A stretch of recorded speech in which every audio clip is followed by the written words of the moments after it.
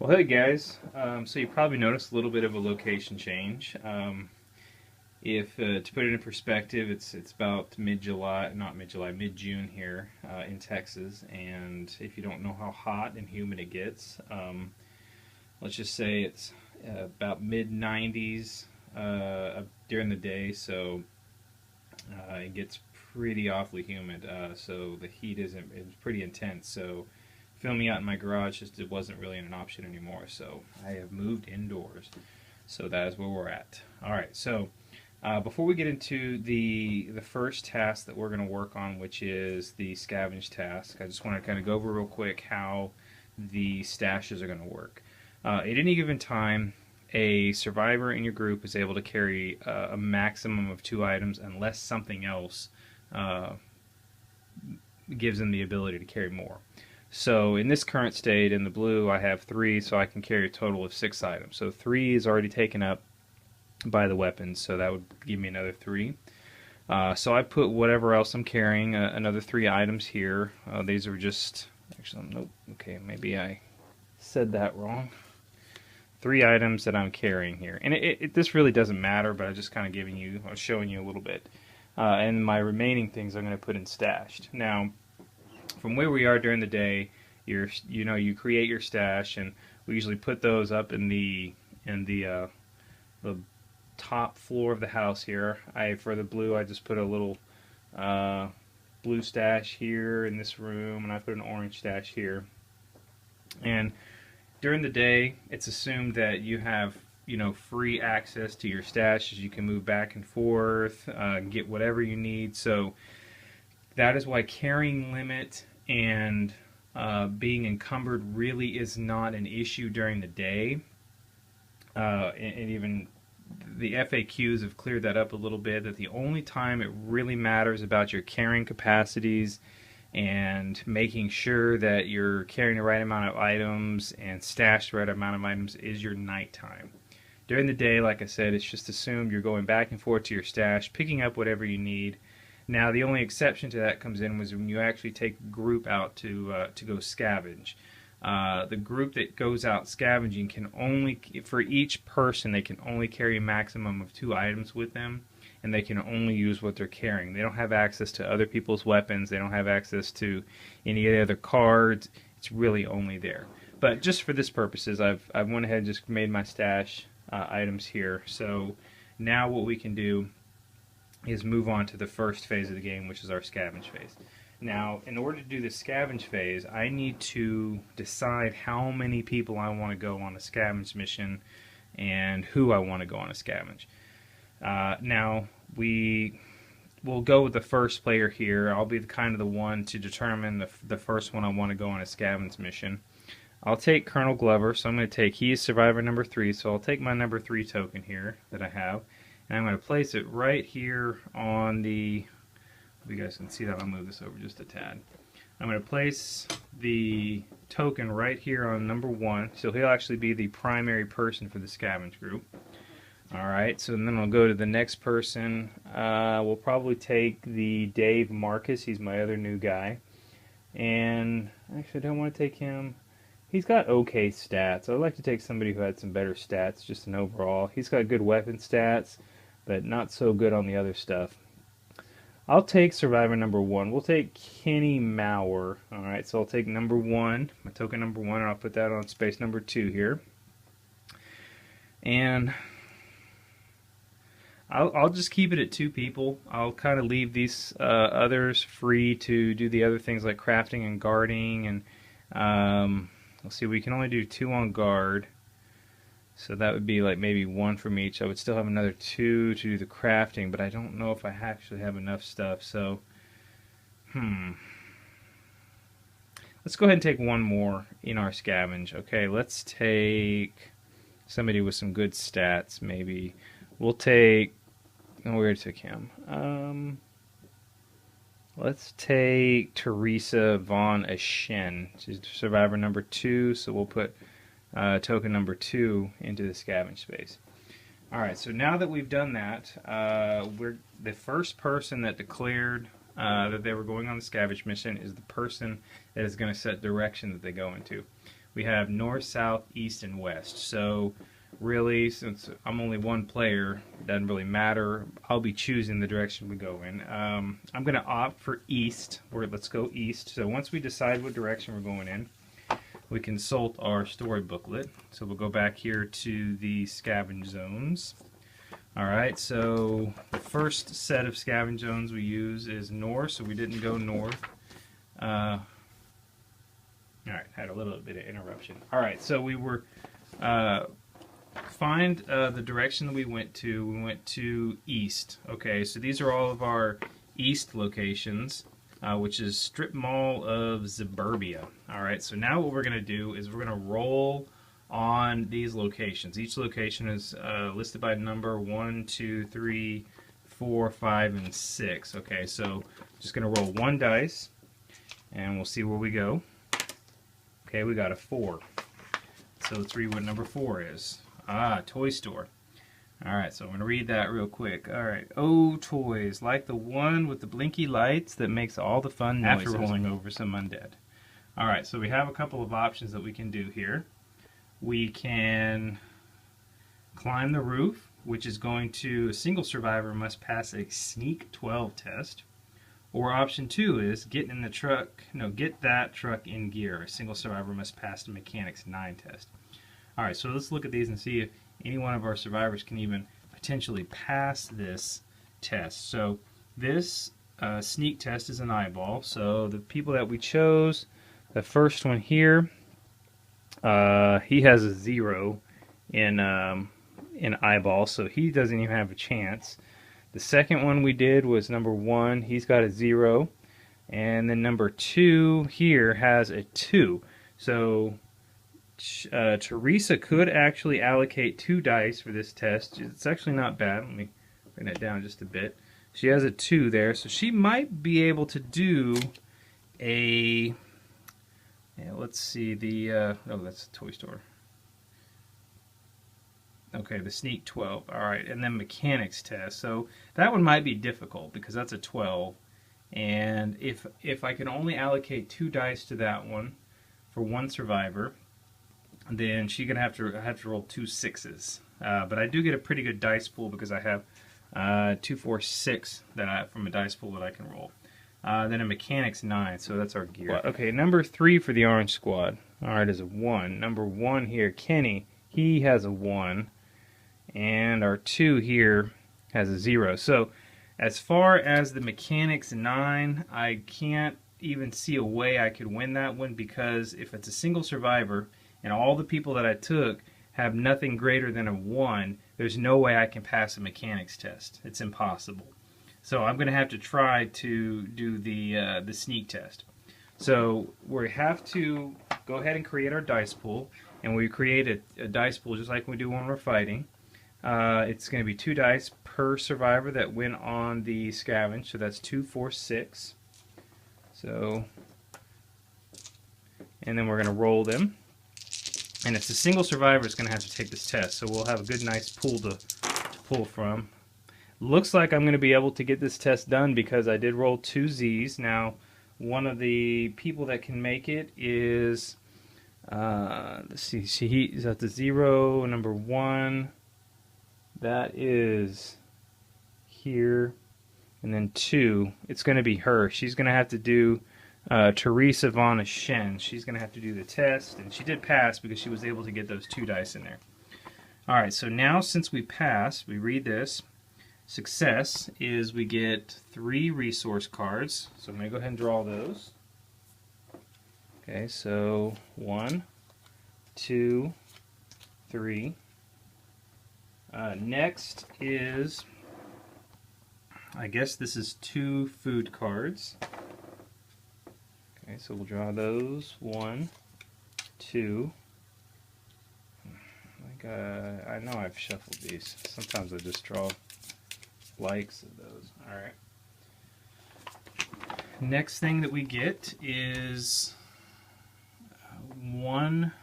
I guess this is a specific resource item. This is like scrap, so we need to go ahead and find this one. So I'm going to turn over my resource pile here until I find that specific item.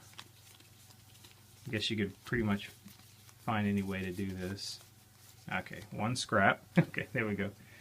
All right, what's next? So we got our resource cards. We got our food.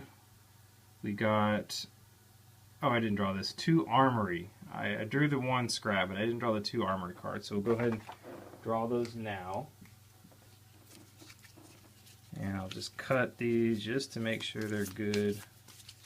Alright, 2 of those, so 1 and 2. Man, I'm getting a lot of melee. So we got the 2, and the Doom track is only advanced 1. And special down here is option number 1, success, which we did. Option number 1, or failure, we get a survivor. So we're going to need to go ahead and draw a survivor card. Alright, we're going to draw from the bottom of the deck here, and we get Erica. It's not bad. Alright, so we're going to leave all that as a pile here, and then we're going to go ahead and distribute that out. So that all the way finishes out this encounter for Toy Store, and we'll note that too, but let's talk about the Doom track real quick while I got all this stuff here blocking the board. Alright, so for the start of this mission, when we did our setup, and this is the part I didn't talk about yet, is it wants us to set up the Doom track to be 5 + 1 per player. Alright, so in our setup for that, our Doom track starts at 5 + 1 per player. Alright, so we're playing like we're simulating as I'm playing a 2-player game. So that would already put it on 7. Alright, and so with the advancement of that success, that was only to the Doom track +1. So this is where we are currently on the Doom track. So at this current time, unless anything else bad happens, we'll be starting with 1 mutant zombie on the board for our nighttime phase. I think if we would have failed, it actually would have put it in the 10, which would have been pretty bad, because then we would have to have brought 2 of the zombies in there. Okay, so now that we have all of this nice little loot here that we got, now we need to figure out, okay, where are we going to go? So I'm going to go back to, since the loot was the first stuff that we got, what we're going to do is we're going to go back to talking about the resources and how we basically divvy out those items. Alright, so we'll take those out of the way, and we'll start with these first. And we start with the first player, which is going to be the orange squad here. And we're going to pick which ones we want to give them. Their foods are okay, so I'm going to say I'm going to give them the scrap. So the next card will go to the orange. I'll give them a food. Okay, and then down here, we'll go ahead and divvy out the food, the next one. Alright, ammo can go up here, and then we can put the lighter on that squad, and there we go. Now we have all of our items have been distributed. Let's wait to do the weapons here until we figure out where the survivor is going. Alright, so when we get a new survivor, it's not handled the same way like resource items are. This is actually, we do a little contest for this, and this is a contest talk. So let's first start with the first player here. Alright, so they're going to have 2, 4, 6. They're going to get 6 dice for their action pool. And we're going to roll these and create our action pool. Alright, so we have a 6, a 5, a 4, a 4, a 2, and a 1. Alright, now what we're going to do is they choose 1 survivor from their squad to participate in the contest. Alright, so we're going to choose 1 person down here to participate in the talking contest. Doesn't matter, these 2 are equal. It could be either one of these 2 guys. So this one, like I said, doesn't matter. We're going to pick my 2 highest dice. She has a 2 here, so she can allocate 2 dice. Okay? Now, what we're going to do is we're going to roll for this squad here up here and see if we can beat this 11. Okay? And if we do, then they'll get the survivor. Alright, so we're going to make our new action pool. Okay? And unfortunately, we're not going to be able to beat that because our two highest dice, doesn't matter who we choose, these two are going to have 2 on the talk. Maybe, actually, no. This one has a -1 talk.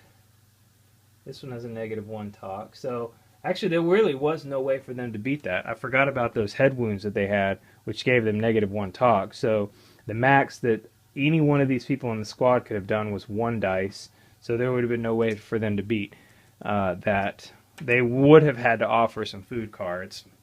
But like I said, I'm not really doing that. But I just wanted you guys to see how that was going to operate. Alright, so Erica is going to be going over to this squad, the orange squad. And we have 2 cards here. The first one's going to go, I'd like to put, let's see, a good one to put in her hand would be a melee weapon because she has a 3 in that. She can allocate 3 dice. That's really good. Alright, I'm going to look at these real quick here. I like the knife here because it has 2 range. It had, oh, this is kind of like a ranged weapon. That's interesting. So I'm going to give, since she's not that great in ranged, I'm going to give the stop sign to her. She'll be really good at it almost every time she could, roll a 6 on it, or hopefully she can get that one. But anyway, so yeah, we're going to give the stop sign to Erica, and she'll be our survivor number 4. And this one will go to one of our people here. I guess we can trade it out for maybe the frying pan or something else. Or we can just put it in our stashed items for now and then decide if we want to take that out. Maybe after I read the cards a little bit, since I actually haven't taken a look at that too much. But that's pretty much it. We've come back from our scavenge hunt and brought back all of our resources, so we have everything carrying the way we want to. And now we move on to the second phase of the game, or the second task, I should say, which is crafting. So when we come back, we'll go ahead and deal with that. Alright, so it looks like we're now ready to start the crafting portion of the day, or of the, I guess it's the morning. And one thing I forgot to do is that when we actually move into the day phase, I should have flipped all my cards over to the day side, because I actually have 2 sides. Not that it's going to change any of my stats, but it is one of the things I needed to do, so I'm going to go ahead and do that now. Another thing that I should have probably done is when I assign survivors to this task here, I think I'm supposed to assign everybody at the same time. So when I assign these, as soon as I got finished, then I would assign crafting, and then those who I wanted to guard, and then those anybody left over would have gone to the rest area here. So I'm going to go ahead and do that now. So the first person that assigned was my orange squad, then blue, then orange. So the next one that would have been able to do something here would have been blue. I would like to assign several people to crafting, just because I know that there are some things I want to go ahead and take care of. And the max you can do here is 3. I have a total of 5 people left, and I would like to put some people on guard duty, which is if I put 3 here in crafting, then I can still do 2 in guard duty, and I won't have anything left for resting. But so what I'm going to do is go ahead and, since the last person to assign was the orange squad, I'm going to assign somebody in crafting for blue. So if I look up here, I only have, let's see, 2 and 3, and I don't have anybody for 4, so that one's out. So I only have 2 and 3, and then I also have 1 here and 4 here left to assign. So I will have to kind of be careful. If I want 2 people to guard, then I can only do 2 people in crafting. For the blue here, I'll use my third survivor because I actually have 1 in the wrench skill, so I'll put 3 here in crafting. For my 2 people down here, this one has a 1 and a 2 here, so I definitely want to go with Marcelina Von for crafting because she has 2 in the wrench. And if I see for the guard, it's each survivor assigned to the guard lowers the doom track by 1. So even if I put 2 people into the guard, that's only going to go 1, 2. I can't lower it any more than a 5. That means no matter what, I'm spawning in a mutate. So I could try to be as profitable as possible in the crafting area. So I'll go ahead and do that. I'll go ahead and give number 4 here, Erica, the 3rd crafting slot. And because I'm not going to be putting anybody from the blue in, even though it would have been blue's next turn, and I'll put Summer here into the guard duty. So we already know task number 3 will clear that and bring it to 6, but I'll wait until it's actual time to do that. So here we're going to go ahead and go into crafting, and it says the player who assigned the survivor to the first slot in the crafting team is the leader for that day, and begins the crafting task by rolling 2d6 for each survivor in the crafting team. So again, I'm building the action pool, so I have 3, so it's going to be 6 dice total that we're going to build our action pool with. And we'll see what we got. Okay, we have a 5, 2 4s. Oh, we did have a 6 here. A 2 and a 1. Alright, so now at this point we need to say, okay, what do we want to craft? Well, we have several options. We have anybody that's in the crafting area here has access to the crafting cards here. Some of these cards are advanced, like Fix the Truck, for instance. This is to craft, we have to have the required resources and have already built the workbench. Well, we know that building the workbench is one of our priorities for Mission 1. If you remember back when we started this, Chapter 1, the objectives was to, let's see, complete Fix the Truck crafting card and use the truck to get away from the house. Note you'll need to craft a workbench before you can fix the truck. Okay, so workbench is one of the things that we're going to need. Okay, so I'm going to kind of set that one aside and say, well, we know what we need. I know I need to go ahead and work on that. Fixing the truck, can't really do until the workbench, so that one I'm going to set aside. And these other ones, trash can, kitchen, infirmary beds, lookout towers, clear the tunnels, and this is a further lookout tower here. I'm not going to necessarily want to get into those just yet because if I go into the higher stuff and really focus on that area, then I probably won't have enough for putting some of the sandbags and things like that. So I'm going to go ahead and look at this basic card.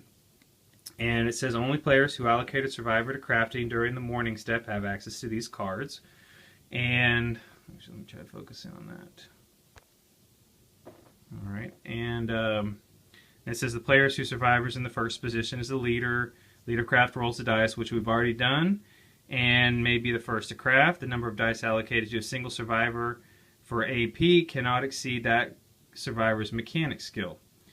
Victory points earned while crafting are shared among the entire craft team. Alright, so if we flip that over, which that's all we need to do is to get access to that part, we see we can create sandbags for 2 action points. We can do a scrap trap for 3 action points and 1 scrap. Junk wall is 1 scrap, 4 action points, and 1 wood. Molotov cocktails, a lighter, gasoline, and 5 action points. And then we see we have these little stars here.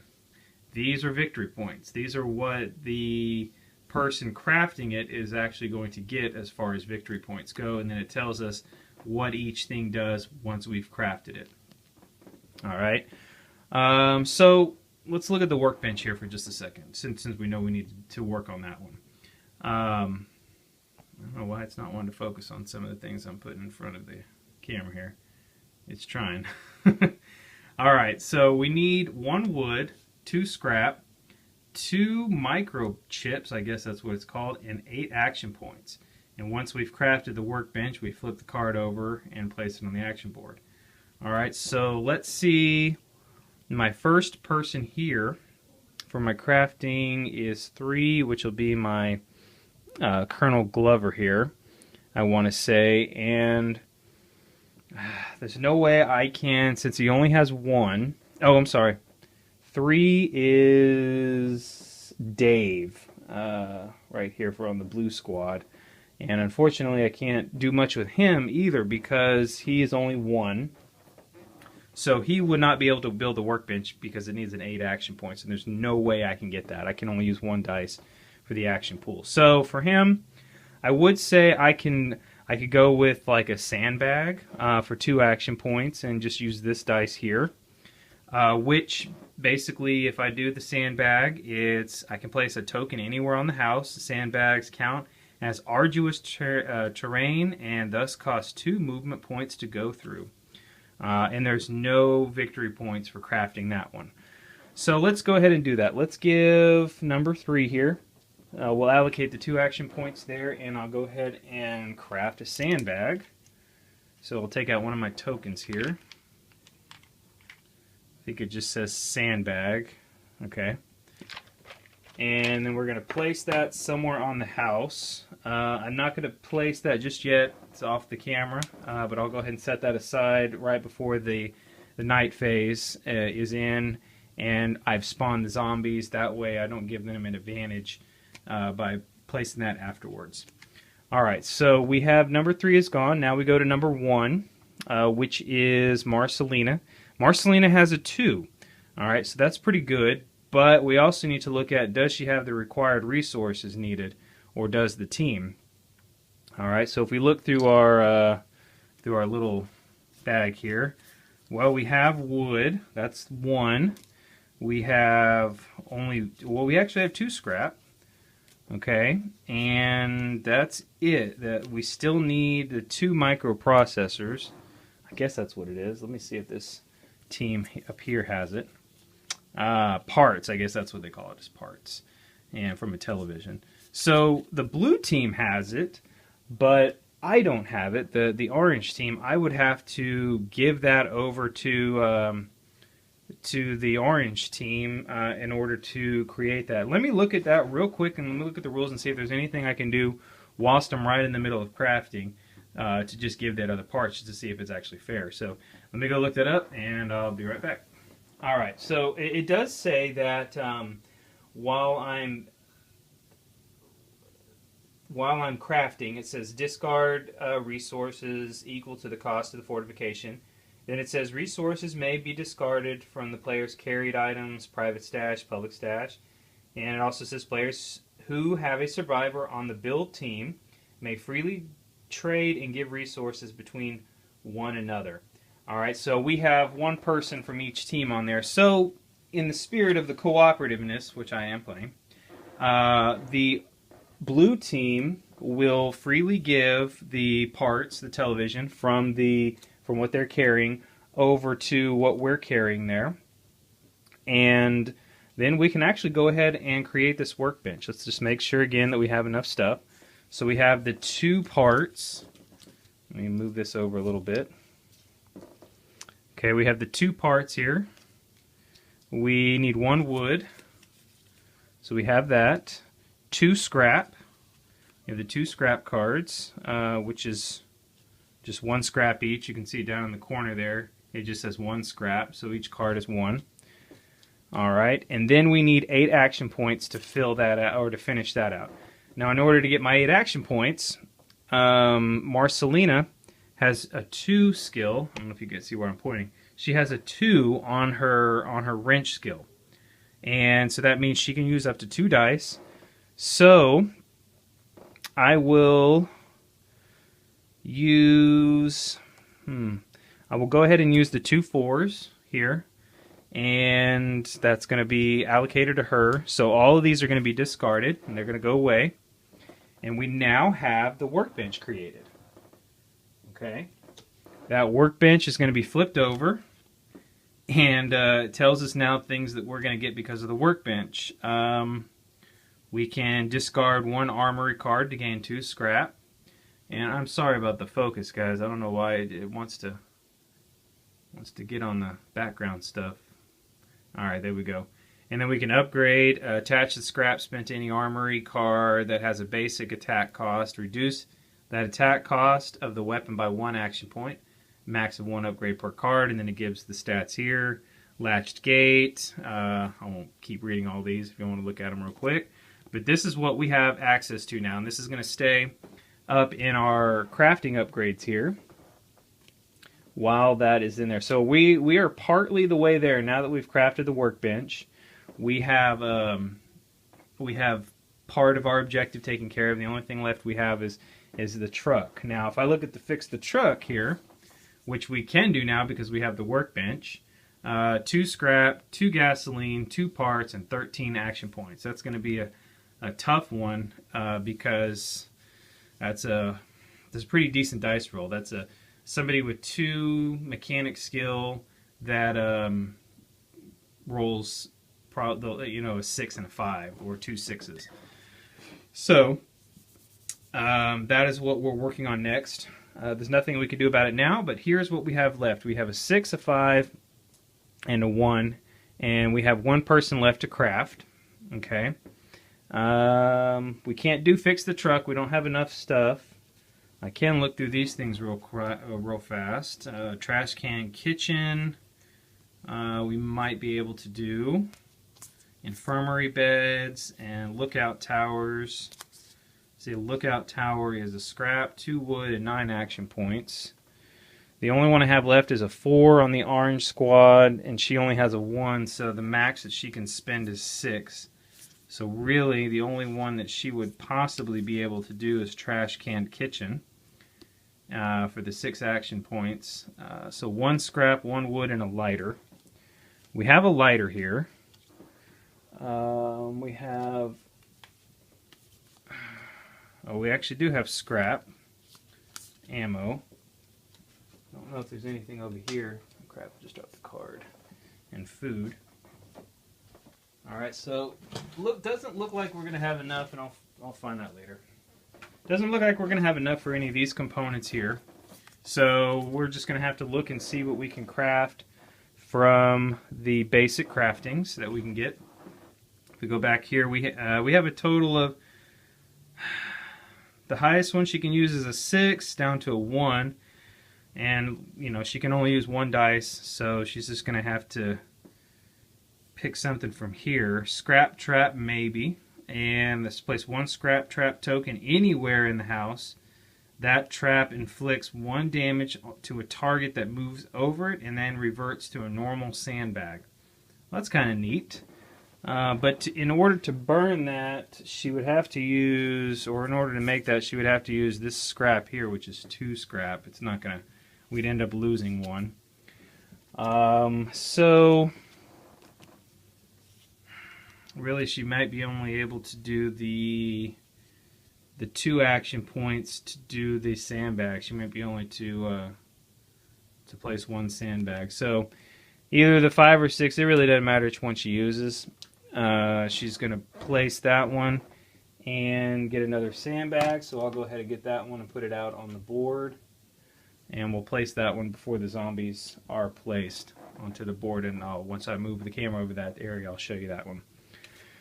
And I think that's the only thing we can do because she can only allocate 1 dice. I don't think she can get multiple action points. I don't know if that's how that works. If that one's 2 action points and she uses a 6, then she gets 6 action points even though she's using 1 dice.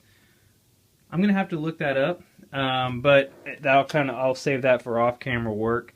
And what we're going to do now is I'm going to just go ahead and do task number 3, which is each survivor assigned to guard lowers the doom track by 1. We have 1 on there because it was just 1 we couldn't do anything with.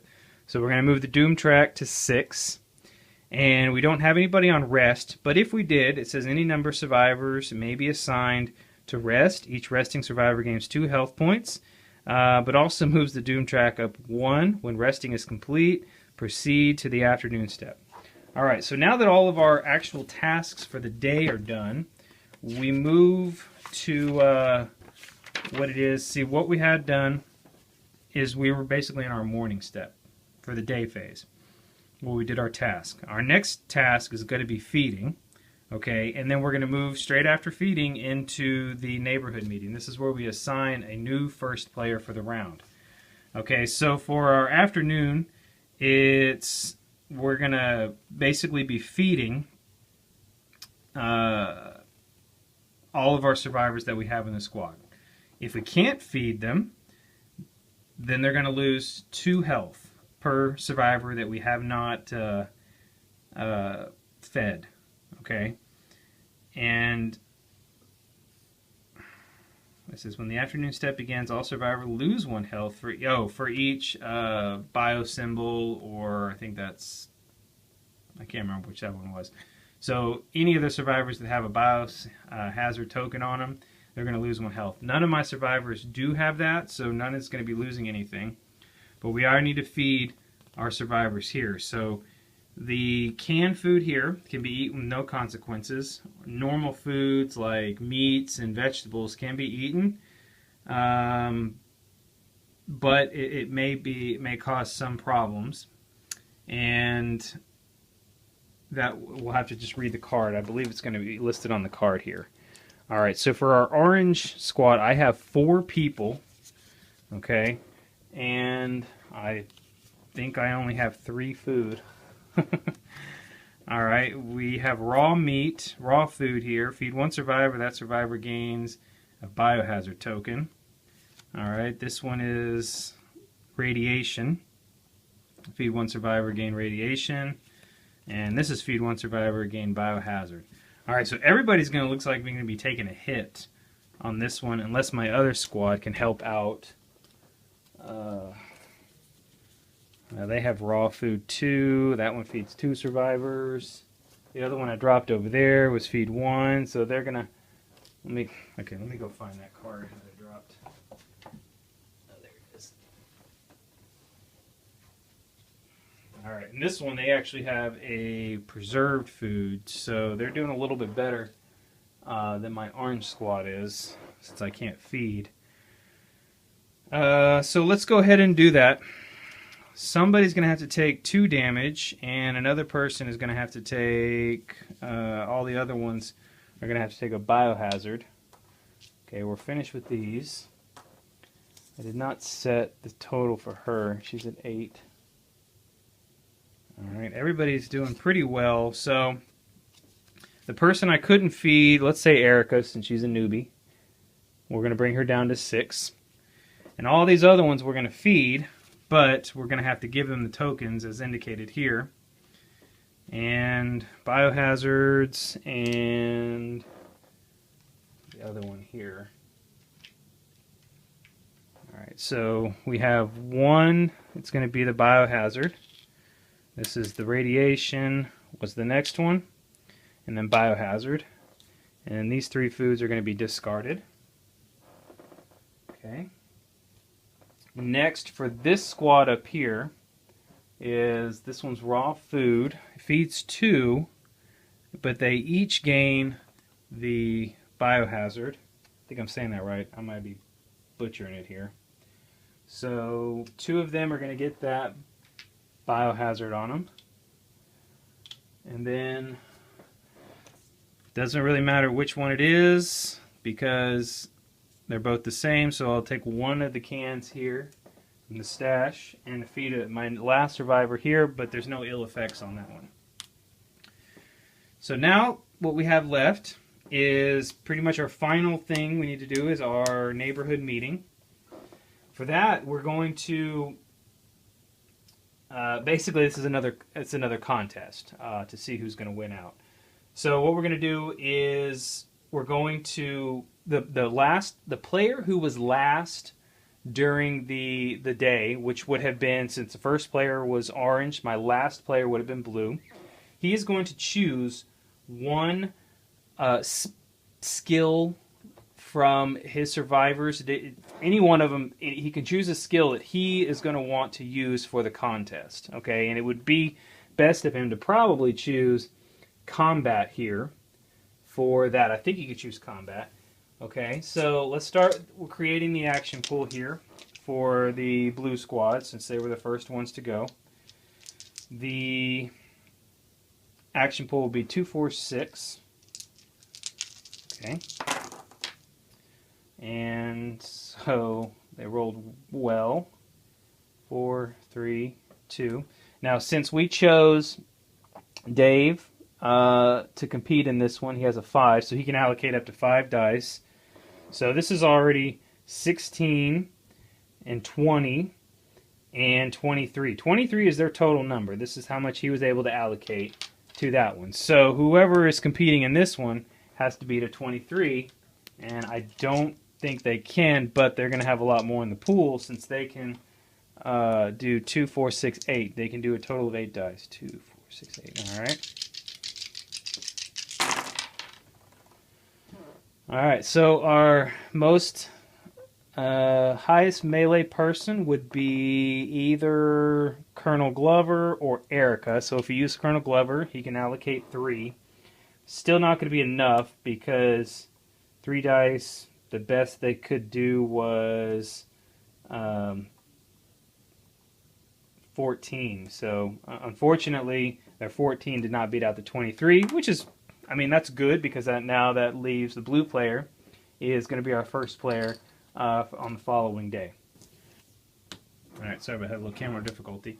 Yeah, so we're going to be starting the actual spawning on and moving into our night phase. So once we come back, I'll have that set up and ready to go, and we'll go ahead and place those 2 sandbags on the board as well, and we'll take care of spawning our mutant zombie that's going to be there. So when we come back, we'll have that ready to go. So we'll see you in just a second.